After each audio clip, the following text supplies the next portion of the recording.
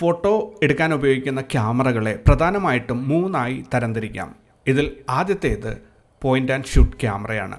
ഈ ക്യാമറ ഒരു full automatic ആയിട്ടുള്ള ഒരു ക്യാമറയാണ്. നമ്മുടെ കയ്യിലുള്ള മൊബൈൽ ക്യാമറ മുതൽ പഴയകാലത്ത് ഉപയോഗിച്ചുകൊണ്ടിരുന്ന ചെറിയ ഓട്ടോമാറ്റിക് ക്യാമറകൾ ഈ കാറ്റഗറിയിൽ പെടുന്നവയാണ്. പോയിൻ്റ് ആൻഡ് ഷൂട്ട് ക്യാമറ ഉപയോഗിക്കുന്ന ഫോട്ടോഗ്രാഫറിന് ക്രിയേറ്റീവായിട്ട് പ്രത്യേകിച്ച് ഒന്നും തന്നെ ചെയ്യാനില്ല. മുഴുവൻ നിയന്ത്രണങ്ങളും ക്യാമറ തന്നെയാണ് ചെയ്യുന്നത്. അയാൾക്ക് ഫ്രെയിം നോക്കാം, ഫ്രെയിം ഫിക്സ് ചെയ്യാം, അതിനുശേഷം ഷട്ടർ ബട്ടൺ ക്ലിക്ക് ചെയ്തിട്ട് ഫോട്ടോ ഷൂട്ട് ചെയ്തെടുക്കാം. ക്യാമറ ഓട്ടോമാറ്റിക്കായിട്ട് ഈ ചിത്രം അയാൾക്ക് വേണ്ടി പകർത്തിയെടുക്കും. ഇതിനകത്ത് ഫ്രെയിം സെറ്റ് ചെയ്യുക എന്നതിനപ്പുറത്ത് ഫോക്കസോ അല്ലെങ്കിൽ മറ്റ് എക്സ്പോഷർ നിയന്ത്രണങ്ങളോ ഫോട്ടോഗ്രാഫറിന് ഒരു വിധത്തിലും കൈകടത്താൻ സാധിക്കില്ല. ഇത്തരം ക്യാമറകളെ നമ്മൾ പൊതുവെ പോയിൻ്റ് ആൻഡ് ഷൂട്ട് ക്യാമറകൾ എന്ന് വിളിക്കുന്നു. അധികം ബുദ്ധിമുട്ടില്ലാതെ ചിത്രങ്ങൾ പകർത്താൻ ആഗ്രഹിക്കുന്നവർക്ക് വളരെ യോജിച്ചതാണ് പോയിൻ്റ് ആൻഡ് ഷൂട്ട് ക്യാമറ.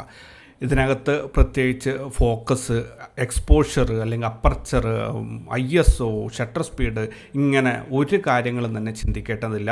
നിങ്ങൾക്ക് ഏതാണോ ഫ്രെയിം വേണ്ടത് ആ ഫ്രെയിമിന് നേരെ ക്യാമറ പിടിക്കുക, അതിനുശേഷം ഫോട്ടോ എടുക്കാനുള്ള ബട്ടൺ പ്രസ് ചെയ്യുക. അതോടുകൂടി നിങ്ങൾക്ക് ഒരു ഫോട്ടോ പതിഞ്ഞ് കിട്ടും. രണ്ടാമത്തെ കാറ്റഗറി ക്യാമറാസ് എന്ന് പറയുന്നത് DSLR ക്യാമറകളാണ്. DSLR അല്ലെങ്കിൽ SLR ക്യാമറകളാണ്.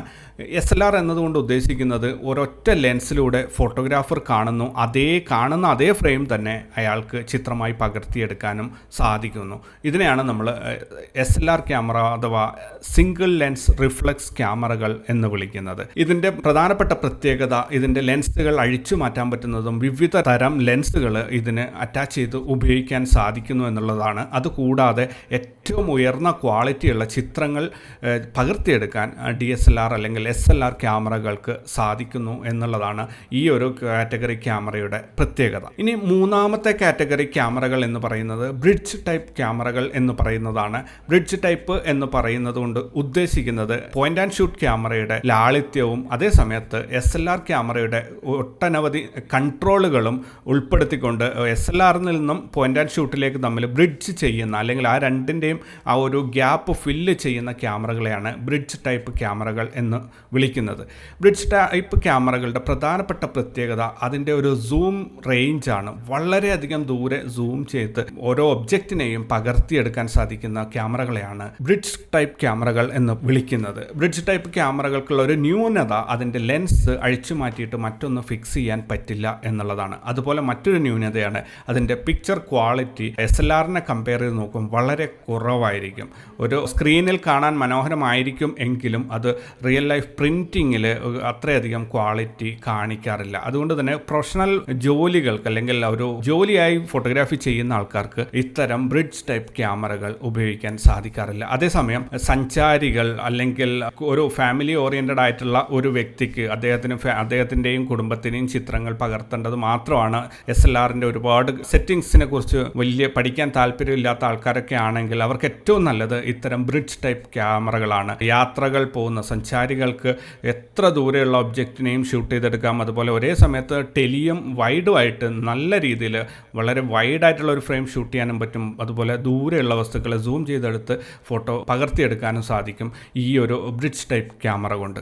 എന്നാൽ ബ്രിഡ്ജ് ടൈപ്പ് ക്യാമറകൾ ഒരല്പം വലിപ്പം കൂടുതലാണ്. അതുകൊണ്ട് തന്നെ ഒരു ശരാശരി ലെവൽ അധികം ഫോട്ടോഗ്രാഫിക്ക് അധികം പ്രാധാന്യം കൊടുക്കാത്ത യാത്രക്കാർക്ക് അല്ലെങ്കിൽ മറ്റ് ഫോട്ടോഗ്രാഫി പ്രേമികൾക്ക് ഈ ഒരു ക്യാമറ ഒരല്പം വലിപ്പം കൂടുതലായിരിക്കും. അതുപോലെ വിലയും ഒരല്പം കൂടുതലായിരിക്കും. അതുകൊണ്ട് തന്നെ അത്തരക്കാർക്ക് ഫോട്ടോഗ്രാഫിക്ക് അധികം പ്രാധാന്യം കൊടുക്കാറില്ല. അതേ സമയത്ത് അവർക്ക് ഫോട്ടോഗ്രാഫി ആവശ്യമാണ്. അങ്ങനെയുള്ളവർക്ക് ഏറ്റവും നല്ലത് പോയിൻ്റ് ആൻഡ് ഷൂട്ട് ക്യാമറ തന്നെയാണ്.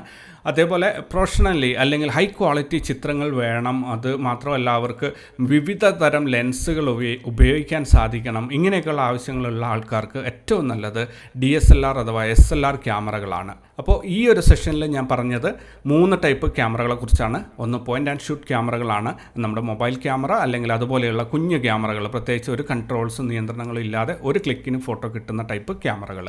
രണ്ടാമത്തേത് SLR ക്യാമറകൾ അല്ലെങ്കിൽ DSLR ക്യാമറകളാണ്. വിവിധ തരം ലെൻസുകൾ ഉപയോഗിക്കാൻ പറ്റുന്ന ഹൈ ക്വാളിറ്റി ചിത്രങ്ങൾ പകർത്തിയെടുക്കാൻ പറ്റുന്ന വലിയ തരം ക്യാമറകളെയാണ് SLR ക്യാമറ അഥവാ DSLR ക്യാമറ എന്ന് വിളിക്കുന്നത്.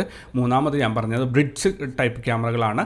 ഇത് പോയിൻ്റ് ആൻഡ് ഷൂട്ട് ക്യാമറയുടെയും SLR ക്യാമറയുടെയും ഇടയിലുള്ള ഗ്യാപ്പ് ഫില്ല് ചെയ്യാൻ വേണ്ടിയിട്ടുള്ള ക്യാമറകളാണ്. വളരെയധികം സൂം കിട്ടുന്നു എന്നുള്ളതാണ് ഈ ക്യാമറയുടെ വലിയൊരു പ്രത്യേകത. അപ്പോൾ നമുക്ക് അടുത്ത സെഷനിലേക്ക് നീങ്ങാം.